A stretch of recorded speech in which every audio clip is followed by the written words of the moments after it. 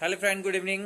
मैं Abhinav Kumar Sharma, radiology department से। जैसा कि मैंने कल कहा था दोस्त कि आप लोगों से कि कल का टॉपिक मेरा कुछ अलग रहेगा, और आज का टॉपिक मेरा है ट्यूबरकुलोसिस। ट्यूबरकुलोसिस को हम लोग हिंदी में कहते हैं जैसे कि टीबी, टीबी की बीमारी, क्षय रोग। इसमें होता क्या है फ्रेंड्स कि जिस व्यक्ति को अगर टीबी की समस्या होती है या उसे ये होता है, तो एक तरह का ये इन्फेक्शन होता है और संक्रामक रोग होता है, जिसे हम क्षय रोग भी कहते हैं। इसमें हमें बहुत ही सावधानी बरतनी पड़ती है, क्योंकि टीबी के पेशेंट जो होते हैं उनके छींकने और खांसने से ये टीबी का जो है ट्रांसमिट हो जाता है किसी और अन्य व्यक्ति में जो उनके पास खड़ा हो। छींकने या खांसने के वक्त उसमें ये फैलने के चांसेस ज़्यादा होते हैं। और इस टीबी के लक्षण को पता करने के लिए हम लोग, जैसे कि मैं रेडियोलॉजी डिपार्टमेंट से बिलोंग करता हूं, तो हमारे पास जैसे कुछ पेशेंट आते हैं तो हम लोग उसका जो है एक्सरे करके उसके पेशेंट को देखते हैं कि उसके फेफड़े में जो है एक जाल, मकड़ी के जाल की तरह जो है वो बन जाता है। तो उसको हम लोग एक्सरे के द्वारा देखते हैं, जिसको एक तरह से ब्रोंकाइटिस भी बोला जाता है। और उसको जांचने के बाद हमें ये पता चलता है कि पेशेंट में टीबी के लक्षण है या भी नहीं है। दूसरा एक जांच का होता है, जिसमें हम लोग पेशेंट के स्पुटम, मतलब जो बलगम होता है, थूक होता है, उसको जांच के लिए भेजते हैं, और उससे भी ये कंफर्मेशन हो जाता है कि किसी पेशेंट में टीबी है भी या नहीं है। तीसरा एक मुख्य कारण होता है, तीसरा होता है कि टीबी के पेशेंट को जो है वो लगातार 3 हफ्तों तक अगर किसी पेशेंट में खांसी के लक्षण दिखने लगते हैं, सिम्टम होते हैं कि लगातार वो खांस रहा है, चीख रहा है, तो इससे भी हम पता लगा सकते हैं कि पेशेंट में टीबी के लक्षण मौजूद हैं। और एक एक और लक्षण पाया जाता है, जिसमें कि पेशेंट का जो है वजन है एकाएक कम होने लगता है, वजन के में गिरावट आने लगती है, रात को पसीना काफ़ी चलने लगता है, ठंड लगने लगती है, और उन्हें फीवर हमेशा रहता है। तो ऐसा हम मान के चले कि पेशेंट में जो है इस टाइप के जो जिस भी व्यक्ति में ऐसे लक्षण पाए जाते हैं, उसमें एक बार जो है उन्हें टीबी की जांच करा लेनी चाहिए। या कोई शर्माने या घबराने वाली ऐसी कोई बीमारी नहीं है जिससे कि हमें बहुत शर्म आनी चाहिए।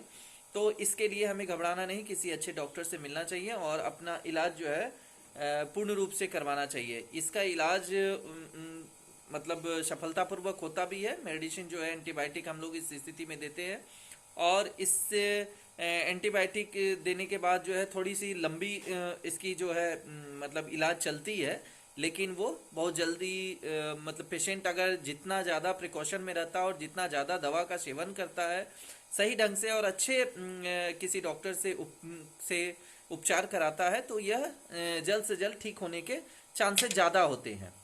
जैसे कि हम बता रहे थे फ्रेंड्स कि आप लोगों से कि अगर किसी व्यक्ति को अगर टीबी होता है और उन्हें एंटीबायोटिक्स की मात्रा ज़्यादा रूप में दी जाती है, तो उसमें कुछ अन्य बीमारियों के भी लक्षण आने लगते हैं।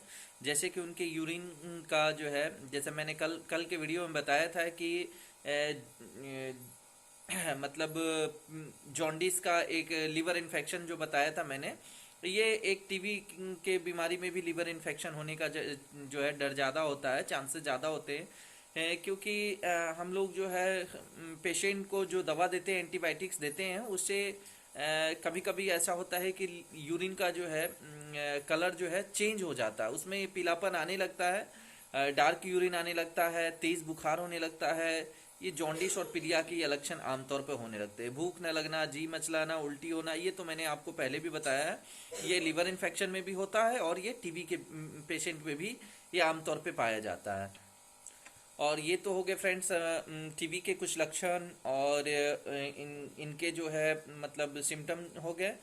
और इसके बारे में मैंने इलाज के बारे में बताया। अब हमें इसके लिए कुछ ऐसे आहार लेने की आवश्यकता है जो कि प्रिकॉशन, जिसको हम लोग बोलते हैं प्रिकॉशन के रूप में, ऐसे ऐसे आहार लेने की आवश्यकता है जो कि प्रोटीन और विटामिन हमारे शरीर में काफ़ी भरपूर मात्रा में मिले और ये इस टीबी से लड़ने में ज़्यादा सक्षम होता है। जैसे कि दूध में जो है दूध टीबी के इलाज के लिए सर्वोत्तम माना जाता है, ठीक है।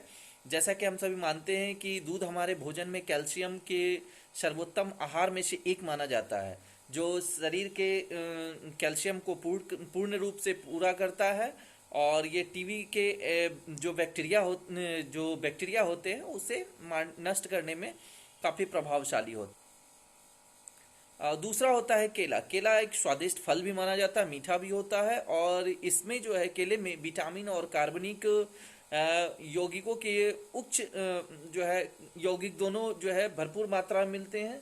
सूजन, खांसी, तेज बुखार और बलगम इत्यादि को जो है कम करने के लिए केला जो है काफ़ी मददगार साबित। तीसरा हम लोग मान के चलते हैं कि अनानास, पाइनएप्पल, जिसको हम लोग जो बैक्टीरिया को मारने में और इम्यूनिटी सिस्टम को मजबूत करने में काफ़ी बेनिफिशियल।